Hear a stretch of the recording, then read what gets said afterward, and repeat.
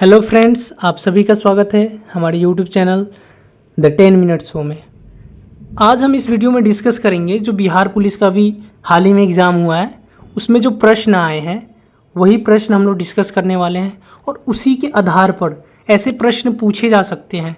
वही प्रश्न मैं लेके आया हूँ, तो पूरा वीडियो देखिएगा और वीडियो अच्छा लगेगा तो लाइक कर दीजिएगा और अपने दोस्तों के साथ भी शेयर कीजिएगा ताकि उन तक भी ये क्वेश्चन पहुंच पाए। तो चलिए स्टार्ट करते हैं। और पहला प्रश्न है आज का कि राज्यपाल की नियुक्ति कौन करता है। तो राज्यपाल की नियुक्ति करते हैं राष्ट्रपति। ऑप्शन नंबर ए राइट हो जाएगा। और ये भी प्रश्न पूछता है कि राज्यपाल की नियुक्ति किस आर्टिकल से संबंधित है। तो आर्टिकल आपका जो हो जाएगा वो 155 हो जाएगा। कौन सा? 155। अगला प्रश्न है कि मुख्यमंत्री एवं अन्य मंत्रियों की नियुक्ति किस अनुच्छेद से संबंधित है। तो आपका मुख्यमंत्री और अन्य मंत्रियों की नियुक्ति जो है 164 से संबंधित है। अनुच्छेद 164 में इनके बारे में बताया गया है। और मैं आपके लिए कुछ इम्पोर्टेंट जो अनुच्छेद हैं जो पेपर में इस बार आ सकते हैं वो लेकर आया हूँ। तो देखिए कौन कौन से अनुच्छेद हैं। देखिए अनुच्छेद 76 बहुत इंपॉर्टेंट है। भारत के लिए महान्यायवादी, भारत के लिए महान्यायवादी पूछेगा किस अनुच्छेद में। तो 76। अनुच्छेद 110 धन विधेयक की परिभाषा। अगला अनुच्छेद है 148 भारत के नियंत्रण एवं महालेख परीक्षक यानी सीएजी। अनुच्छेद 139 सर्वोच्च न्यायालय को कुछ विशेष मामलों में रिट जारी करने का अधिकार, यानी सुप्रीम कोर्ट को कुछ विशेष मामलों में रिट जारी करने का अधिकार किसमें? 139 में। अनुच्छेद 154 राज्य कार्यपालिका की समझ शक्तियाँ राज्यपाल में होगी, यह अनुच्छेद 154। अगला 155 तो राज्यपाल की नियुक्ति अभी मैंने बताया था। अगला है 161 राज्यपाल की क्षमादान शक्तियाँ, फांसी की सजा छोड़कर, ठीक है। अगला है अनुच्छेद 164 मुख्यमंत्री एवं अन्य मंत्रियों की नियुक्ति किसके द्वारा की जाती है? राज्यपाल के द्वारा। ये अभी इसी में डिस्कस किया हमने ये प्रश्न।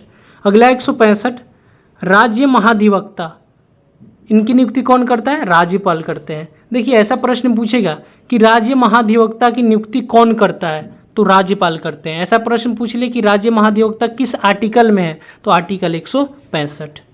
अनुच्छेद 214 प्रत्येक राज्य में एक हाई कोर्ट होगा, ठीक है। हाई कोर्ट यानी उच्च न्यायालय। अनुच्छेद 217 उच्च न्यायालय में न्यायाधीशों की नियुक्ति राष्ट्रपति द्वारा की जाती है। ये प्रश्न पूछेगा कि उच्च न्यायालय में जो न्यायाधीश होते हैं उनकी नियुक्ति कौन करता है, तो उनकी नियुक्ति करते हैं राष्ट्रपति। और किस आर्टिकल में है? 217।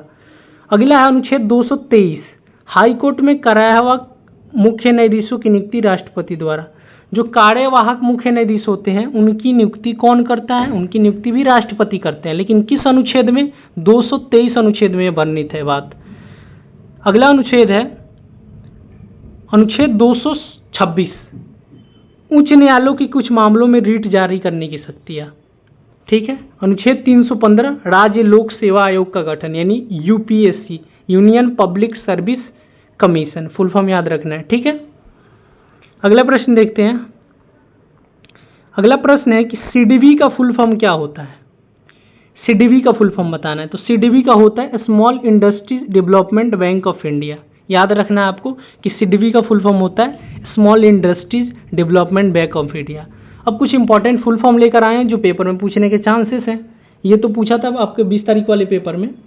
अगला MSP minimum support price. FDI का फुल फॉर्म क्या होता है? Foreign direct investment. देखिए फुल फॉर्म इंग्लिश में ही पूछता है तो इसमें ज़्यादा टेंशन लेने की बात नहीं कि हिंदी में नहीं दिया गया, ऐसे नहीं है। अगला है CPI consumer price index, WPI wholesale price index, MSF marginal standing facility, NHB national housing bank. NABARD का फुल फॉर्म क्या है? National bank for agriculture and rural development. अगला है EXIM, तो इसका होता है एक्सपोर्ट एंड इंपोर्ट बैंक, ठीक है। ये कुछ इंपॉर्टेंट फुल फॉर्म थे। नेक्स्ट प्रश्न देखते हैं। सेल का अध्ययन को क्या कहते हैं। वीडियो अच्छा लग रहा हो तो दोस्तों लाइक कर दीजिएगा, चैनल को सब्सक्राइब कर लीजिएगा ऐसे वीडियो के लिए कि तुरंत आपको अपडेट दूं मैं और सारे इंपॉर्टेंट प्रश्न आप तक पहुंचे और पेपर में आप अच्छा स्कोर करें। सेल के अध्ययन को बोलते हैं साइटोलॉजी। क्या बोलते हैं? साइटोलॉजी। आइए कुछ अध्ययन देख लेते हैं। कीट पतंग का अध्ययन कहलाता है एंटोमोलॉजी। क्या कहलाता है? एंटोमोलॉजी। मधुमक्खी का पालन का अध्ययन कहलाता है कल्चर, ठीक है। खगोलीय पिंड का अध्ययन कहलाता है एस्ट्रोनॉमी। क्या कहलाता है? एस्ट्रोनॉमी। एस्ट्रोलॉजी अलग होता है। एस्ट्रोलॉजी जिसमें हम लोग जो राशि वगैरह नहीं दिखाते हैं एस्ट्रोलॉजर से, वो होता है। ब्रह्मांड के अध्ययन को कहते हैं कॉस्मोलॉजी, ठीक है। मछली का व्यापारिक उत्पादन का अध्ययन कहलाता है पीसी कल्चर। अगला है फूलों और फलों का अध्ययन कहलाता है पोमोलॉजी। फूलों की खेती को कहते हैं फ्लोरिकल्चर। अगला है भूकंप का अध्ययन क्या कहलाता है? तो सिस्मोलॉजी कहलाता है। अंगूर की खेती या अंगूर की खेती का अध्ययन क्या कहलाता है? विटीकल्चर कहलाता है। तो ये आपके कुछ अध्ययन से इंपॉर्टेंट प्रश्न थे। अब अगला प्रश्न देखते हैं। भारत के पश्चिमी बिंदु का नाम बताइए। ये भी बहुत इंपॉर्टेंट प्रश्न है, हाल ही में ही पूछा गया था पेपर में। तो जो पश्चिमी बिंदु है उसे हम लोग गुहार मोती के नाम से जानते हैं। आइए चारों पॉइंट जो हमारा है ये बनता, ये नॉर्थ वाला, साउथ वाला, ईस्ट वाला और वेस्ट वाला देख लेते हैं, ठीक है। भारत की सबसे उत्तरी बिंदु यानी ये वाला, इसको बोलते हैं इंदिरा कॉल। और भारत की सबसे दक्षिणी बिंदु इसको बोलते हैं इंदिरा पॉइंट। और भारत की सबसे पूर्वी बिंदु यानी ईस्ट साइड वाला, इसको बोलते हैं किविथु, जो पड़ता है आपका अरुणाचल प्रदेश में, ठीक है। भारत का सबसे पश्चिमी बिंदु गुहार मोती कहाँ पड़ता है? कच्छ में पड़ता है, गुजरात में। अगला प्रश्न है, मैकमोहन लाइन भारत के किस अन्य देशों के बीच सीमा रेखा है? यानी मैकमोहन भारत और किस देश के बीच है? तो भारत और चीन के बीच कौन सा है? मैकमोहन है। आइए देख लेते हैं। और जो है इंडिया पाकिस्तान के बीच को क्या बोलते हैं? रेडक्लिफ रेखा बोलते हैं, ठीक है। इंडिया चाइना को मैकमोहन रेखा और पाकिस्तान अफगानिस्तान की रेखा को, मतलब उनके बीच जो रेखा बनता है देशों के बीच, उसे बोलते हैं डुरंड रेखा, ठीक है। अगला प्रश्न देखते हैं कि भारतीय भूमि को लगभग 2 बराबर हिस्सों में विभाजित करता है। कौन करता है? तो कर्क रेखा। कर्क रेखा क्या करता है? जो भारत जो है ना उसको 2 बराबर हिस्सों में बांटता है। और एक है भूमध्य रेखा। भूमध्य रेखा क्या करता है? भूमध्य रेखा होता है इक्वेटर। ये जो हमारा पृथ्वी है ना इसको 2 हिस्सों में बांटता है, एक नॉर्थर्न हेमिस्फीयर में और साउथर्न हेमिस्फीयर में। अगला इसमें पॉइंट दिया रहा है कि कर्क रेखा से 8 राज्य होकर गुजरती है। कौन कौन से? गुजरात, राजस्थान, मध्य प्रदेश, छत्तीसगढ़, झारखंड, पश्चिम बंगाल, त्रिपुरा और मिजोरम। आप सभी एक ट्रिक याद कर लीजिएगा, मित्र पर गमछा जार, वहां से याद कर सकते हैं। अगला प्रश्न है कि बैंकों का बैंक किसे कहा जाता है? तो देखिए बैंकों का बैंक कहा जाता है आरबीआई को। किसे कहा जाता है? आरबीआई को कहा जाता है, रिजर्व बैंक ऑफ इंडिया को। मैंने बता दिया, भारतीय रिजर्व बैंक यानी रिजर्व बैंक ऑफ इंडिया को कहा जाता है। किस वर्ष नाबार्ड की स्थापना हुई? अभी जस्ट मैंने नाबार्ड की फुल फॉर्म बताया था ऊपर, ठीक है। अब इसकी स्थापना पूछ दिया, तो इसकी स्थापना कब हुई थी? 1982 में हुई थी। अगला प्रश्न है कि भारतीय राष्ट्रीय ध्वज में हरा रंग का प्रतीक है। जो हमारा राष्ट्रीय ध्वज है यानी नेशनल फ्लैग है, इसके में जो हरा रंग होता है वो किस चीज का प्रतीक है? तो ये मिट्टी और समृद्धि से संबंध है इसका। अब जो उसमें केसर रंग होता है वो साहस का प्रतीक है। सफेद रंग सत्य और पवित्रता का प्रतीक है। हरा रंग जीवन, प्रचुरता, मिट्टी और समृद्धि से संबंधित है, ठीक है।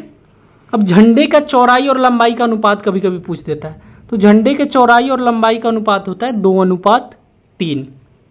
अगला है इसमें पॉइंट जो झंडा है हमारा उसका डिजाइन किसने किया था? तो पिंगली वेंकैया ने हमारे झंडा जो है राष्ट्रीय ध्वज उसका डिजाइन किया था। अगला प्रश्न है कि भारतीय राष्ट्रीय कांग्रेस की पहली महिला अध्यक्ष कौन थी? देखिए ये पूछा है पहली महिला अध्यक्ष। इसमें बच्चे क्या कर देते हैं, अब इसमें सरोजिनी नायडू ऑप्शन है तो ये लगा देंगे और ये हो जाएगा गलत। क्यों? क्योंकि सरोजिनी नायडू जो थी ना वो भारत की पहली भारतीय महिला अध्यक्ष थी, लेकिन ये पूछा है भारतीय राष्ट्रीय कांग्रेस की पहली, तो पहली थी एनी बेसेंट। कौन थी? Annie Besant. और कुछ इंपॉर्टेंट पॉइंट है वो देख लिए। सरोजिनी नायडू भारत राष्ट्रीय कांग्रेस की पहली भारतीय महिला अध्यक्ष थी, ठीक है। अगला पॉइंट है इसमें,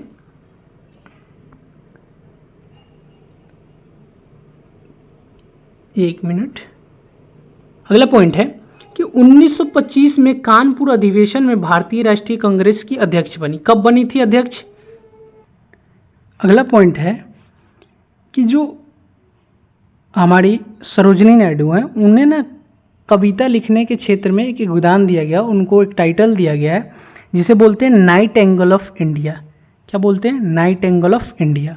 और उन्हें भारत कोकिला भी कहा जाता है। क्या कहा जाता है? भारत कोकिला। अगला प्रश्न है कि निम्न में से कौन सा रोग दूषित जल पीने से होता है? मतलब गंदे पानी पीने से कौन सा रोग होता है? तो वो होता है हैजा होता है। ठीक है, हैजा एक जल जनित रोग और प्राकृतिक में अतिसार है।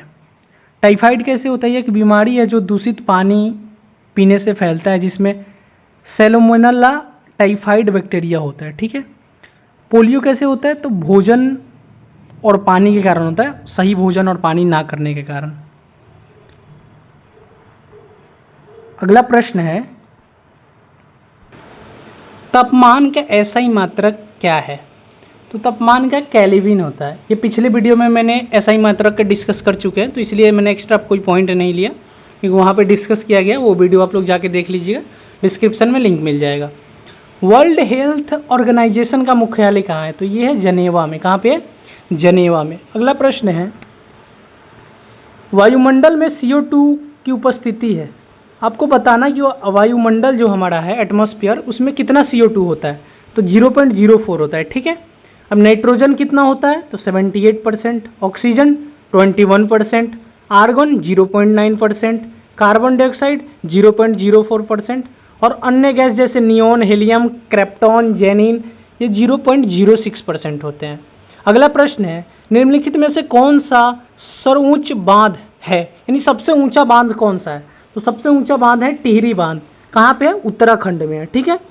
अब कुछ बांध से रिलेटेड जब प्रश्न आ रहा है तो मैं कुछ इंपॉर्टेंट पॉइंट लाया हूँ बांधों से। टिहरी बांध कहाँ है? भागीरथी नदी पर, उत्तराखंड। हीराकुंड बांध उड़ीसा में है, महानदी पर। सरदार सरोवर बांध गुजरात में, नर्मदा नदी पर। उड़ी बांध जम्मू कश्मीर में, झेलम नदी पर। इंदिरा सागर बांध नर्मदा नदी पर है, मध्य प्रदेश में। उकाई बांध तापी नदी पर, गुजरात में। पोंग बांध ब्यास नदी पर है, हिमाचल प्रदेश में। इडुक्की बांध पेरियार नदी पर है, केरल में। ठीक है। अगला प्रश्न है कि भारत का सबसे बड़ा प्रायद्वीपीय नदी। तो गोदावरी नदी जो है भारत का सबसे बड़ा प्रायद्वीपीय नदी है, और ये दक्षिण भारत का सबसे बड़ा नदी है, इसलिए दक्षिण भारत का गंगा भी इसे कहा जाता है। ठीक है, ये याद रखना है आपको। अगला प्रश्न है कि दूध के फटने पर कौन सा एसिड उत्पन्न होता है? तो दूध के फटने से लैक्टिक एसिड उत्पन्न होता है। ठीक है। नेक्स्ट प्रश्न है संघीय कार्यपालिका की समस्त शक्तियां राष्ट्रपति में होगी, किस अनुच्छेद में वर्णित है? तो आपका ये अनुच्छेद जो है 53 में वर्णित है। ठीक है। अब देख लेते हैं राष्ट्रपति से जितने भी इंपॉर्टेंट अनुच्छेद है वो देख लेते हैं। अनुच्छेद 52 में लिखा गया है कि भारत के एक राष्ट्रपति होंगे। 53 में लिखा है कि संघीय कार्यपालिका की समस्त शक्तियां राष्ट्रपति में होगी। अनुच्छेद 54 में लिखा है कि राष्ट्रपति का निर्वाचन मंडल। 55 में लिखा है राष्ट्रपति का निर्वाचन रीति। 56 में लिखा है राष्ट्रपति का कार्यकाल। अनुच्छेद 57 में लिखा है राष्ट्रपति चुनाव कितनी बार भी लड़ सकते हैं। ठीक है। 58 में राष्ट्रपति की योग्यताएं। 59 में राष्ट्रपति की सेवा शर्तें। अनुच्छेद 60 में लिखा है राष्ट्रपति की शपथ। और अनुच्छेद 61 में राष्ट्रपति पर महाभियोग। पूछा था ये प्रश्न कि राष्ट्रपति पर महाभियोग किस देश से लिया गया है? ठीक है, तो ऑस्ट्रेलिया से लिया गया है, सॉरी यूएसए से लिया गया है, माफ कीजिएगा, यूएसए से लिया गया। अगला अनुच्छेद 52 राष्ट्रपति के पद रिक्ति भरने के लिए चुनाव करने का समय और उनका कार्यकाल। अगला अनुच्छेद 72 राष्ट्रपति की समाधान शक्तियां होगी, समाधान शक्तियां लिखा गया, माफ कीजिएगा, क्षमादान शक्तियां। राष्ट्रपति की क्षमादान शक्तियां 72 में है और राज्यपाल की क्षमादान शक्तियां 161 में, आर्टिकल 161 में। अगला है आर्टिकल 111 राष्ट्रपति की वीटो शक्तियां। तो ये राष्ट्रपति से जितने भी इंपॉर्टेंट आर्टिकल्स थे वो हमने डिस्कस कर लिया। अब आज का लास्ट प्रश्न देखते हैं। आज का लास्ट प्रश्न क्या है कि जब भारतीय संविधान को अपनाया गया तब इसमें कितने अनुसूची थे? तब 8 अनुसूची थे। आप सभी को पता होगा कि जब भारतीय संविधान को अपनाया गया था तो 8 अनुसूची थे। ठीक है। आप लोगों को बताना है कि वर्तमान में भारत की कितने अनुसूची हैं, कितने आर्टिकल हैं और कितने भाग हैं। कमेंट बॉक्स में बताइएगा। मिलते हैं नेक्स्ट वीडियो में। जय हिंद, जय भारत।